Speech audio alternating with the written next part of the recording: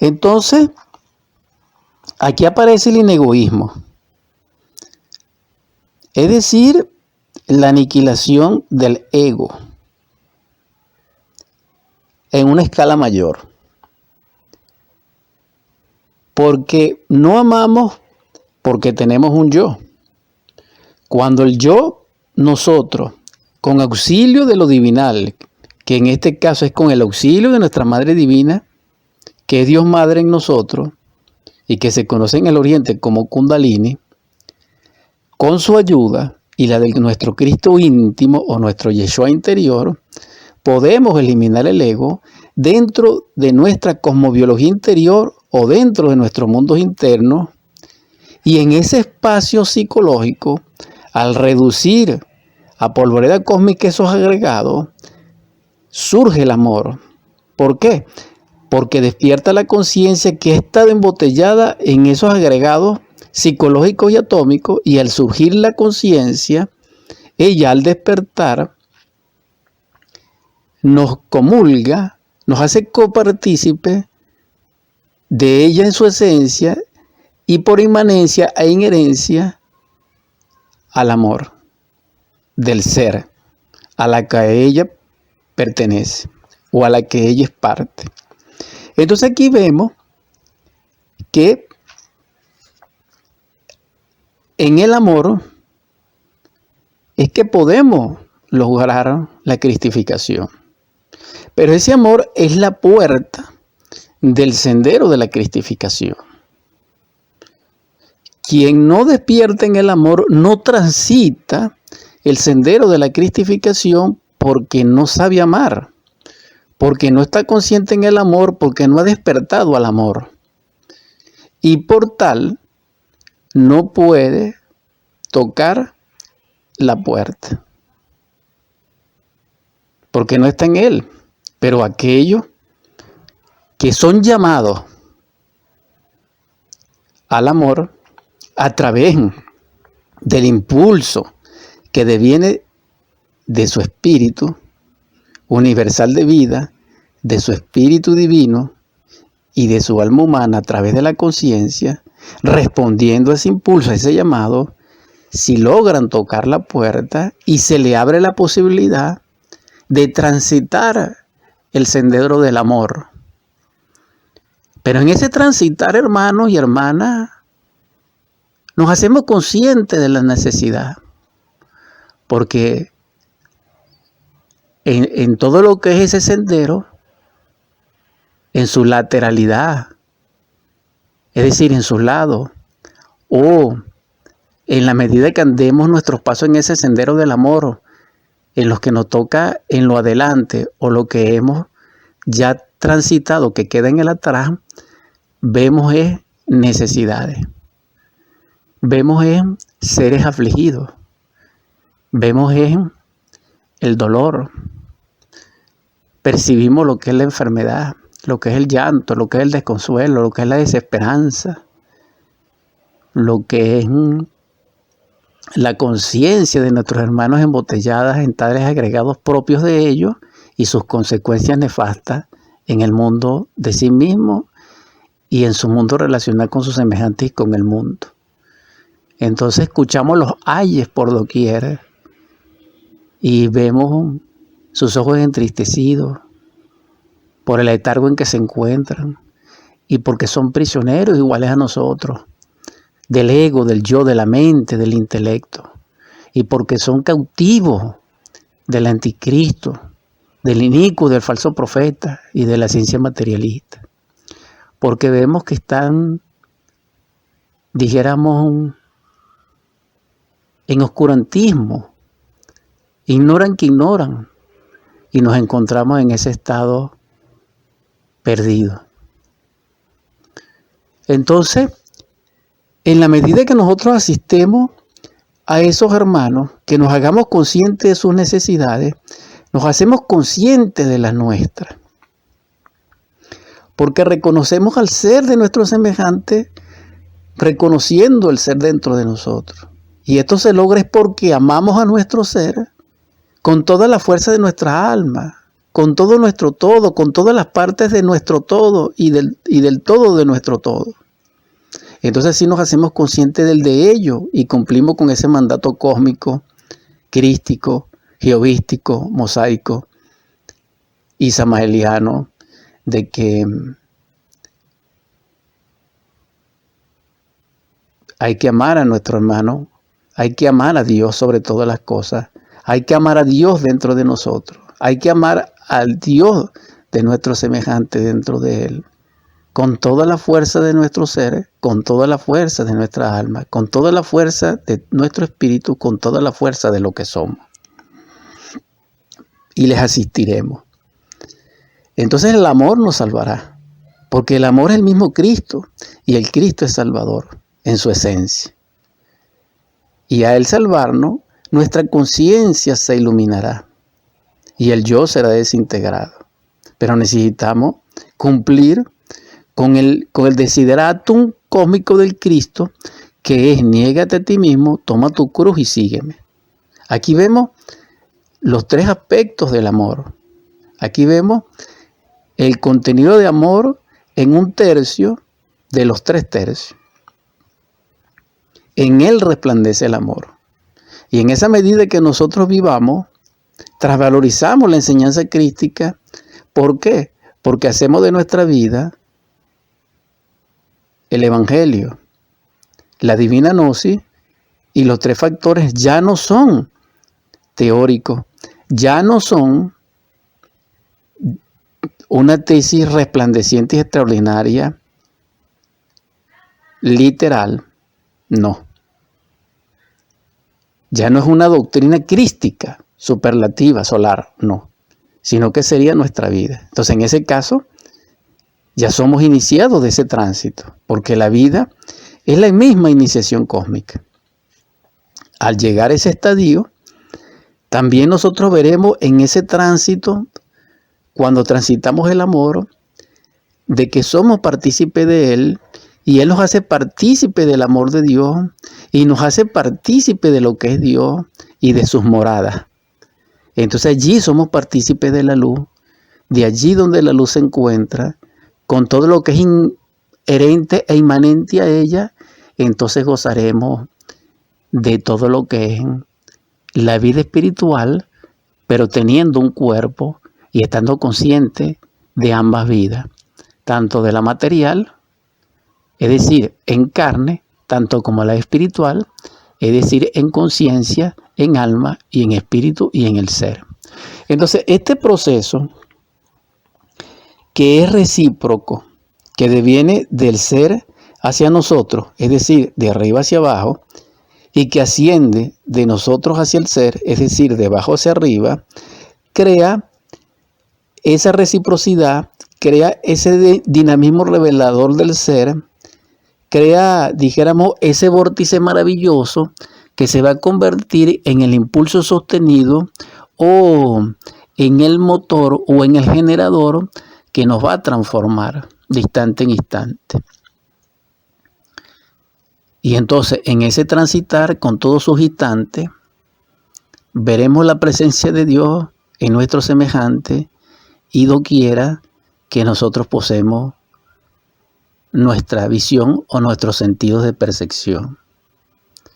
Entonces allí nosotros seríamos un adorador de Dios, seríamos su amador y escucharíamos su mandato, escucharíamos su palabra, le obedeceríamos y estaríamos prestos a la obra, al ministerio, a la caridad. Es decir, cumpliríamos con su ley, con su mandato, con su instrucción: sígueme. Esto es importante porque es un escenario muy doloroso y especial que nos va a permitir autodescubrir y trabajar sobre yoes que son, dijéramos, no tan comunes y que solamente se pueden trabajar en ese gimnasio o en ese escenario especial. Entonces aquí surgiría la maravillosa oportunidad de trabajar el egoísmo como tal. Ese egoísmo que nos separa de nuestros hermanos, que nos hace distinto a ellos, porque nos hace sentir y ver como superiores, como si ellos fueran ellos y nosotros fuéramos nosotros.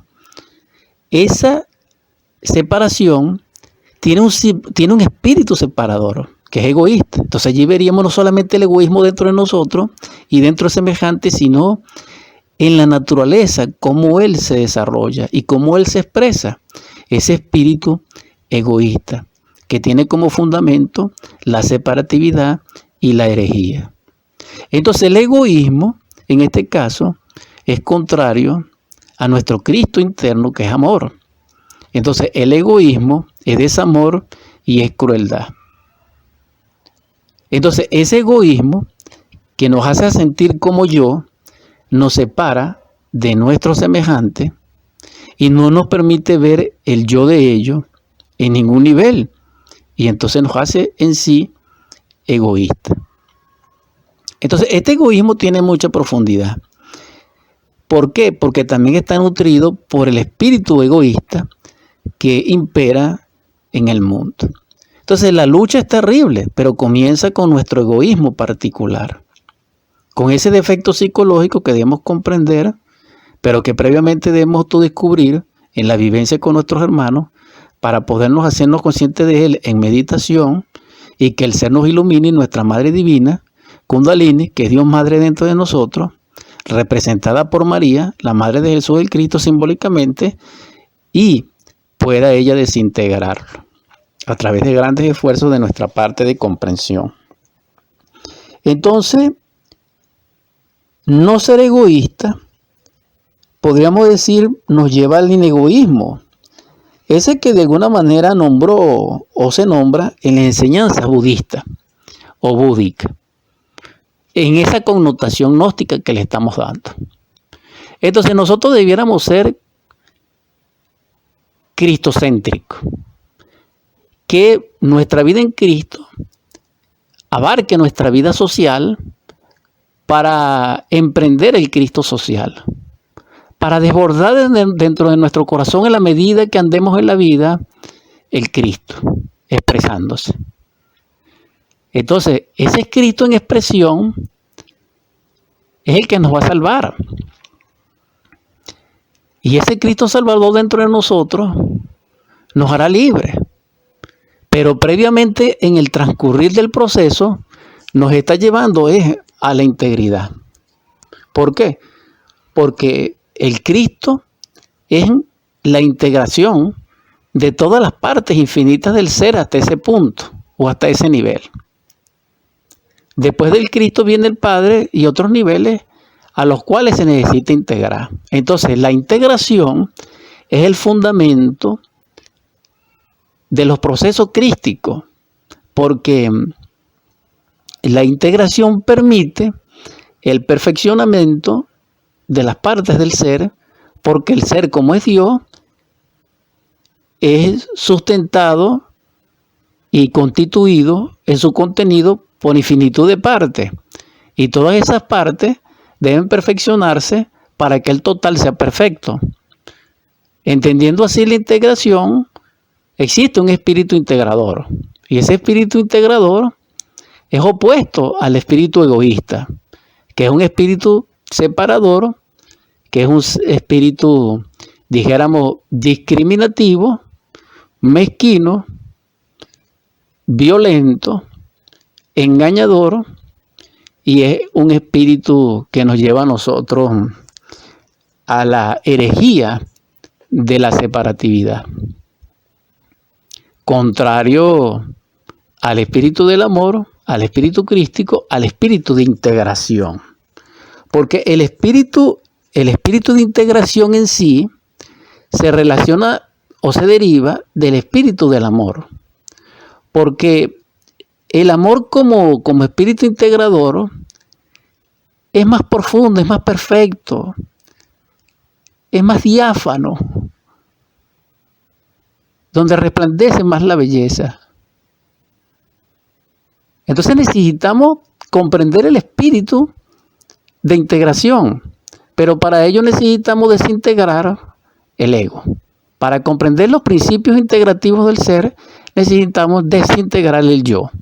Y para desintegrar el yo no podemos fortalecer la mente, no podemos cultivar la mente desproporcionadamente, aunque sí debemos aclarar que la mente es necesaria en sus funciones naturales, es decir, en su competencia natural. Pero cuando la mente se desproporciona, se excede, entonces se delimita sus funciones que ya no son naturales y vienen las consecuencias nefastas como la insensatez, la arrogancia, el orgullo místico, la mitomanía, etc.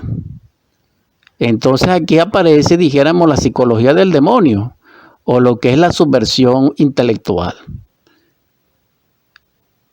¿Por qué? Porque la mente no conoce ni reconoce la verdad. Y al no conocer ni reconocer la verdad, no conoce ni reconoce ni al amor ni a Dios.